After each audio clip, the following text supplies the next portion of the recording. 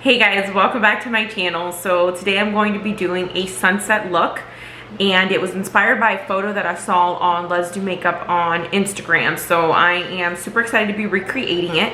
So let's jump into it. It's right here. All right, let's get it poppin'.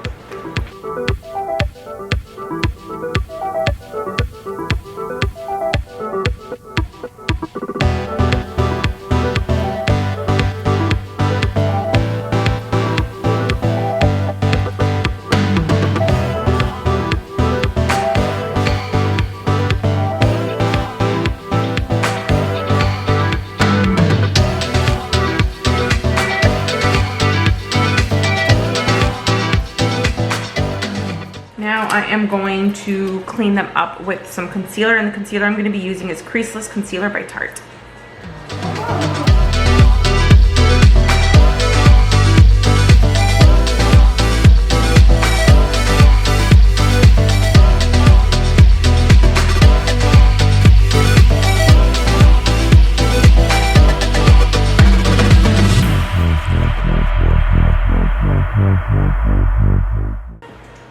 Now that I did that, I'm just gonna blend